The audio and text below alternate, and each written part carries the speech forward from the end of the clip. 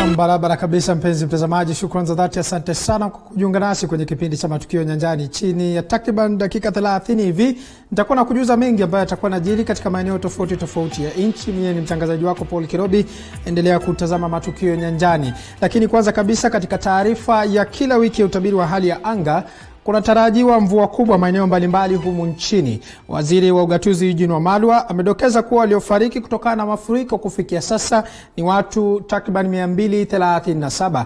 Na sasa hivi tutaungana na mwanahabari wetu Joash Onsare ambaye amekita kambi katika makao makuu ya utabiri wa hali ya anga. Na Joash Onsare, na kuona tayari upo ngangari tayari kutujuza kile ambacho waziri wa ugatuzi Eugene Wamalwa alivyozungumza kuhusiana na hali ya mafuriko ambayo imekuwa ikiendelea kushuhudiwa katika maeneo tofauti tofauti ya nchi. Na Joash, kwako mpira. Utangazaji hapa jijini Nairobi, na kwa faida ya mpenzi mtazamaji, tunakujia moja kwa moja kutoka makao makuu ya idara ya utabiri wa hali ya anga hapa jijini Nairobi katika barabara ya Ngong, ambapo hivi sasa kutoka idara hii imeweza kusema kwamba kutashuhudiwa mvua katika maeneo mbalimbali ya humu nchini. Na vile vile imeweza kusemekana kwamba maeneo ambayo yataweza kuathirika ni maeneo ya Mlima Kenya, katika maeneo ya bonde la Ufa, maeneo ya magharibi mwa Kenya na vile vile kaskazini mashariki mwa taifa hili la Kenya. Ikumbukwe ya kwamba juma lililopita ripoti hii iliweza kutolewa, ambapo ilikuwa ripoti ya siku 5. Hivyo basi kwa siku 5 ambazo zijazo, Stella Ura ambaye ni mkurugenzi katika idara hii ya utabiri wa hali ya anga ameweza kusema kuwa hali hiyo itazidi kushuhudiwa hadi mwezi Juni, ikiwa ni wiki chache tu ambazo zimeweza kusalia kuweza kuingia katika mwezi wa Juni. Hivyo basi Wakenya wameweza kuonywa kuhamia sehemu salama ili kuweza kujiepusha na athari ambayo inakuja pamoja na mafuriko hayo. Vile vile jambo ambalo limeweza kuangaziwa hapa, kuna wale Wakenya ambao wako karibu na mito, kwa mfano mto Nzoia katika magharibi mwa Kenya, vile vile wale wako katika maeneo ya pwani, mto Tana, wameweza kushauriwa kuweza kuhamia sehemu salama. Vile vile mabwawa ya Masinga na maeneo ya Takwel yamesemekana kufurika sana, na vile vile katika eneo la Sondu. Hivyo basi wakazi katika sehemu hiyo wameweza kuagizwa kuhama mara moja ili kuweza kujiweka salama kutokana na mafuriko ambayo yanazidi kuathiri taifa. Jambo lingine ambalo limeweza kuangaziwa hapa na waziri wa ugatuzi Eugene Wamalwa ni kuwa serikali itaendelea kutoa msaada kwa wale waathiriwa wa mafuriko haya katika sehemu mbalimbali za humu nchini. Akisema hilo, waziri Eugene Wamalwa amesema pia kuna wale viongozi wa kitaifa na wale viongozi kutoka kaunti ambao wanajihusisha katika kuchukua zile chakula za msaada na kuweza kujifaidi wao wenyewe badala ya kupatia wale ambao wanastahili. Wameonywa vikali, na waziri ameweza kusema kwamba watachukuliwa hatua kali za kisheria. Vile vile amesema kwamba visa vya wale ambao wameweza kufariki kufikia sasa kutokana na mafuriko haya ni watu 237. Hivyo basi mpenzi mtazamaji, hivi sasa na kuruhusu moja kwa moja uweze kutazama hotuba ya waziri wa ugatuzi Eugene Wamalwa akiwa anazungumza awali na taifa kutoka idara ya utabiri wa hali ya anga hapa jijini Nairobi.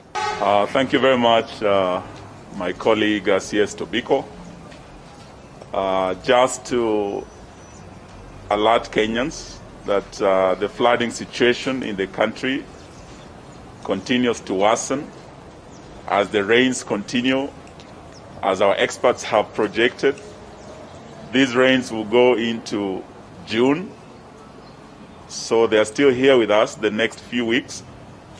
And we are asking Kenyans to be aware that the areas that are close to rivers, the hilly areas that are landslide and mudslide prone, are risky areas to be during this rain season period. As of this morning, Kenyans who have lost their lives due to floods are 237. That is a very high number compared to Kenyans who have lost their lives to COVID-19, who are about 33. During our first briefing, you do recall that the number then was 116. That was on 20th of April. When we did our second briefing, the number had risen from 116 to 164. To the last briefing when we were here, we were at 194. As we speak today, we are 237. Those Kenyans who are affected, in terms of households affected, we did disclose to you in the last briefing, we had 122,000 Kenyans affected. As of this morning, that number has risen significantly to 161,000 households affected, meaning we have almost 807,000 Kenyans who are affected by these floods. And with the rain still going on, our dams still filling, we expect that more will be affected. Therefore, we are here today once again to urge Kenyans in flood-prone areas, in landslide areas, to move to safer grounds. We have been able to visit different parts, different regions. We were in the northern region. Garissa is heavily affected. We went to the coast region. Tana River is heavily affected. As we speak this morning, Mandera, that was not heavily affected during our last briefing, today River Daua has broken its banks, and there are many Kenyans in Mandera who are affected. We are also proceeding to Narok today with CS Tobiko and PS Sunkuli. We are going to Naivasha. Nakuru is affected from Mai Mahiu, Gilgil all the way. The lake water levels have risen. Lake Naivasha, as we speak, there are many people displaced around Lake Naivasha. We will be visiting them today. But the worst affected Shaka mpenzi mtazamaji, ilikuwa hotuba fupi ambayo imeweza kutoka kwa waziri wa ugatuzi Eugene Wamalwa akielezea hali ilivyo katika sehemu mbalimbali na ni nini serikali inapanga kuweza kukifanya ili kuweza kuhakikisha kwamba Wakenya katika maeneo mbalimbali wako salama, haswa katika kipindi hiki. Kuna majanga mawili, kuna janga la corona na vile vile kuna janga la mafuriko katika taifa hili. Mpenzi mtazamaji, kwa faida yako hivi sasa, taarifa zingine ni kuwa ameweza kusema kwamba waziri wa ugatuzi Eugene Wamalwa kwa mto Dawa ambao uko katika eneo la Mandera, mto huo umeweza kuvunja kingo zake na watu katika eneo hilo wameweza kuathirika pakubwa, hivyo basi kuwahimiza Wakenya kuweza kusonga na kuhamia sehemu salama. Hivi kufikia sasa, mpenzi mtazamaji, kutoka kwa waziri wa ugatuzi Eugene Wamalwa, nyumba zaidi ya 1690 zimeweza kuathirika, hivyo basi kuweza kuomba wale Wakenya ambao wako karibu na mito kuhamia sehemu salama. Na kwako Kirobi ukiwa studioni. Asante sana Joash Onsare. Kumekuwa na dukuduku kwa maswali kadha wa kadha kuhusiana na watu ambao wameathirika na mafuriko na wale ambao wameathirika na janga hili la corona. Sijui kidogo unaweza ukatufafanulia kufikia sasa viongozi wanasema nini kuhusiana na hili janga la corona, kando na kuambia tu watu muhamie sehemu salama? Je, kuna njia mbadala nyingine ambayo inaweza ikasaidia kupunguza hali kama hii ya mafuriko nchini?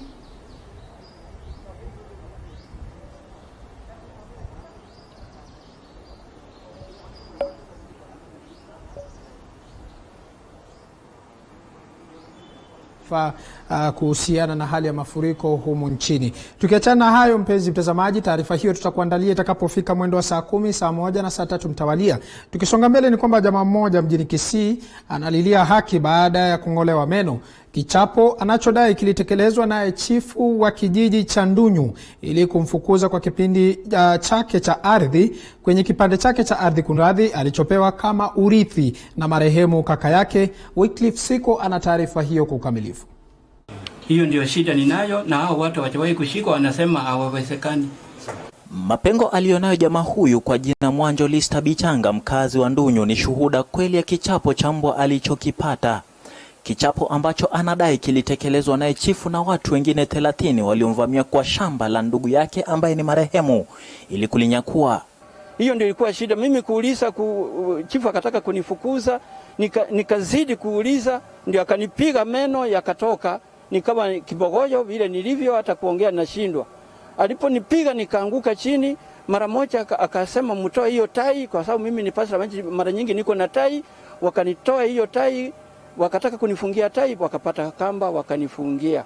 Anasema kuwa tishio kwa maisha yake imemfanya kugura kutoka Ndunyu na kuishi Tabaka, ila angependa kurudi na kumsaidia mjane na watoto walioachwa na marehemu kaka yake. Maisha yangu yako hatarini, ndio ninakaa huko Tabaka. Mahali shamba nilinunua nikachenga nyumba yangu. Lakini jamani, ningekaa nyumbani, nataka nisaidiwe nikaa nyumbani sababu ndiye mkubwa huko nyumbani, ili mambo ya huko hata mjane wa yule ndugu yangu aliyekufa nipate kuendelea kumsapoti akuse watoto wale ambao waliachwa yatima. Ni tukio ambalo wakili Samson Mauti Sagwe anatolea shuhuda, akisema kuwa kesi hiyo anaifahamu fika na kwamba tangia tukio hilo hamna yoyote ambaye ametiwa nguvuni hadi kufikia leo.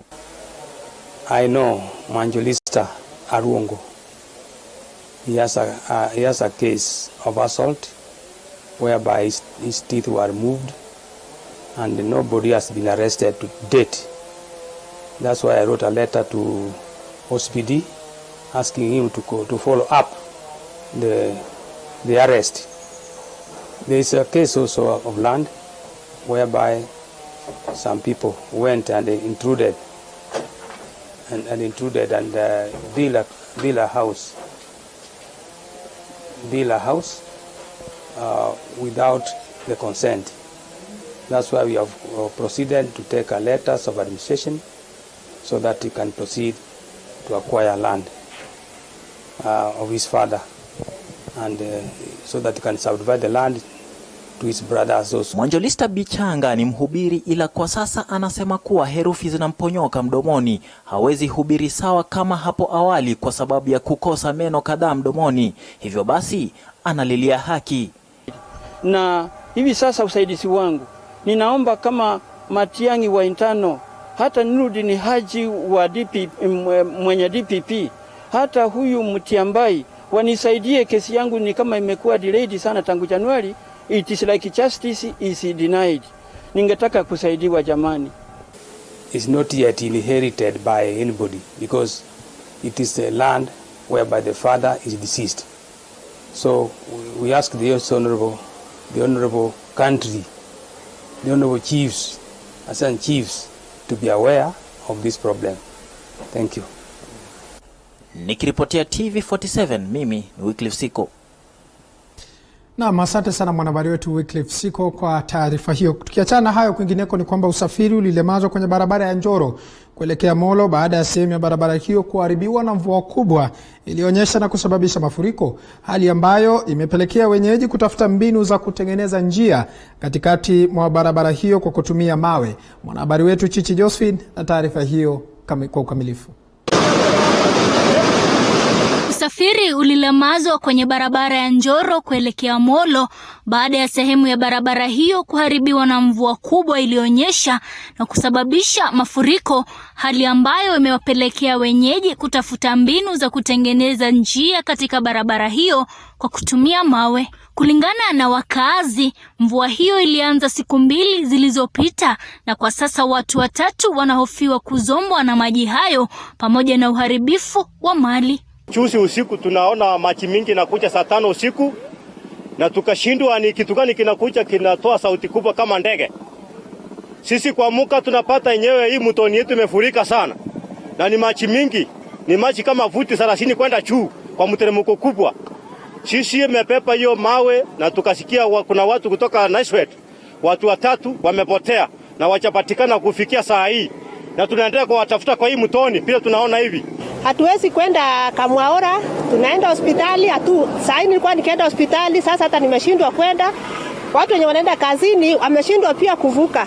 Sasa hata mashamba yote imebebwa na maji. Jared Ateka ni mkulima ambaye anaelezea hasara aliyokadiria baada ya mimea yake kuzombwa na maji, na hivyo akiomba serikali ya kaunti kutengeneza barabara katika eneo hilo.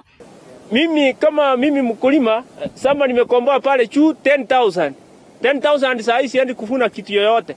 Sasa ni changa la corona ndio hii imeniweka nje. Sasa na hasara ndio hiyo. Kwa hivyo serikali hapa inastahili kuchukua jukumu la ukarabati barabara kuliko vile ilikuwa inastahili. Nikiarifia runinga TV47 kutoka kaunti ya Nakuru, jina langu ni Chichi Josephine. Asante sana mwanahabari wetu Chichi Josephine kutoka kaunti ya Nakuru. Tukiachana hayo ni kwamba waziri wa mazingira ambaye anafahamika kama Keriako Tobiko ametoa onyo kwa wale watu ambao watapatikana wakiharibu misitu humu nchini. Keriako Tobiko alisema haya katika hotuba kuhusiana na swala la mafuriko humu nchini. Thank you, Stella. I think 2 points that I just briefly want to emphasize before I call in my colleagues. One, I think climate change. Climate change is real. And there is no more evidence required than what we're experiencing currently as a country, and actually globally. And I think there is evidence that even the pandemic, COVID-19 pandemic, is correlated with climate change. And I'm quite pleased that yesterday, our Cabinet did approve our National Climate Change Action Plan for up to 2022. And that provides us as a country with a necessary trajectory on how to deal with these issues of climate change. And secondly, it's our own behavior as a people. We take nature and environment quite lightly, and I said that last briefing. Nature is unforgiving. We have cleared off forest. We have cleared off forest from escarpments, hilltops, and also from the slopes. Secondly, we have built up to the rivers, the river banks, lake shores. We have grabbed public utility plots and areas, really aggravating the effects and consequences of a heavy rainfall as we are witnessing in this country. So I urge you again, and I urge you to partner with us in projecting this message of how we should and why we should take environment and nature very seriously. Again, urging our people to take seriously the warnings and advisories issued by the meteorological services. Let me now invite my colleague, CS Wamalwa, to tell us about the situation regarding the relief efforts. Na bila shaka taarifa hiyo waziri wa mazingira Keriako Tobiko kwa sasa itatupeleka katika mapumziko mafupi, lakini tukirejea tutakuwa tunatua katika maeneo tofauti ya nchi na kuna hasa zile taarifa ambazo zitakuwa zinachipuka kisha tunakufahamisha wewe. Kumbuka nambari yetu rafa ni 22047 na tovuti yetu ni www.tv47.co.ke na pale kwenye mtandao wa YouTube ni TV47 Kenya, vile vile kwenye Facebook TV47 Kenya. Usibanduke, endelea kutazama Matukio Nyanjani.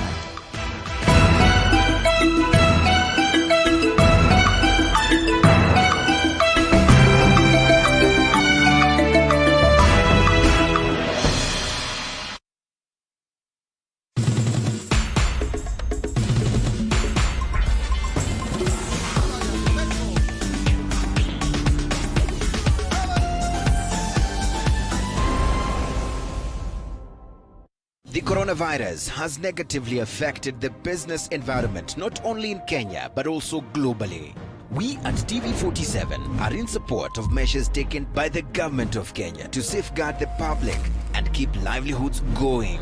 In this regard, we wish to appreciate the business entities that are resilient and putting on the Kenyan spirit to sustain their businesses. We wish to support your business and the measures taken to be at the forefront of championing COVID-19 awareness by giving you free advertising in our 24-hour nationwide TV station.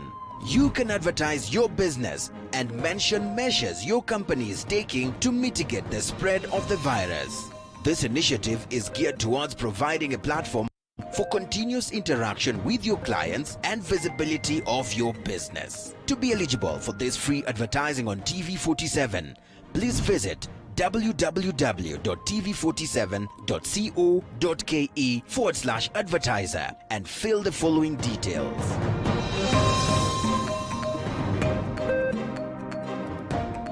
For more inquiries, please email ads at tv47.co.ke or simply call us on 0748 205 604.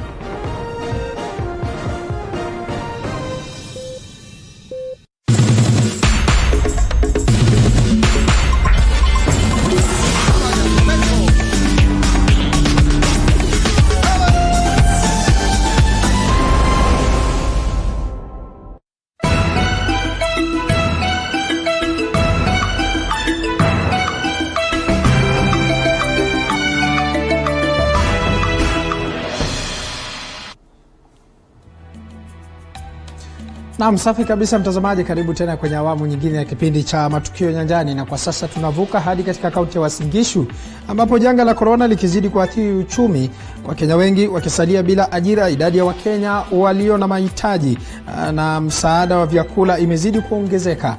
Wahisani na mashirika tofauti tofauti katika kaunti ya Uasin Gishu sasa wakiwatafuta walioathirika zaidi manyumbani mwao ili kuwafikishia misaada ya vyakula.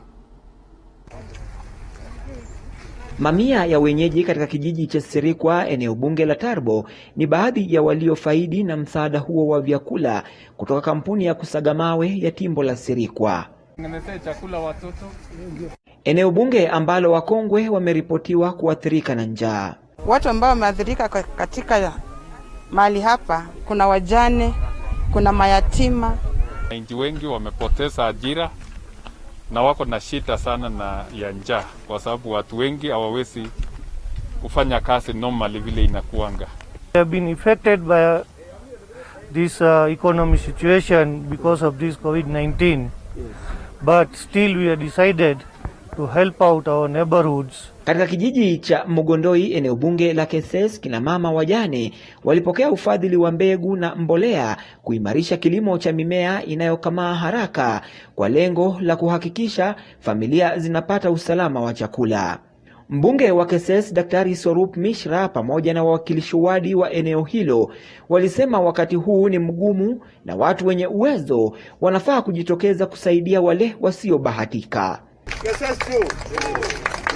Na watu wengi sababu ya COVID-19 wako nyumbani, na ile energy ambao wako nayo nyumbani watumie pia kulima ile mashamba yao. Ile challenge ambao wamekuwa nayo ni kupata ile seeds ya kupata fertilizers, na hiyo jambo sasa imekuwa solved by Daktari Misha.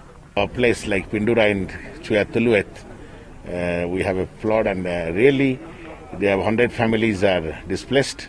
So what we did, we took our team members with food and some other assistance. We have assisted them.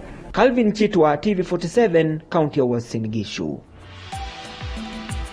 Bila shaka mtazamaji, mwelekezi wangu Tony Mwiriga ananifahamisha kwamba muda kwa sasa umekimbia, lakini kwa taarifa zaidi nitakapotimu mwendo wa saa 7 ambapo mwanahabari mwenza atakuwa nakuletea taarifa hizo kwa lugha ya King'eng'e, na itakapotimu mwendo wa saa 10 vile vile tutakuwa na kufahamisha mengi zaidi, na vile vile taarifa za saa 1 na saa 3. Endelea kutazama TV47, kwani hapa tunapika taarifa kemkem kutoka pembe zote za nchi. Nimekuwa mwanahabari wako Paul Kirobi, na kutakia mchana mwema.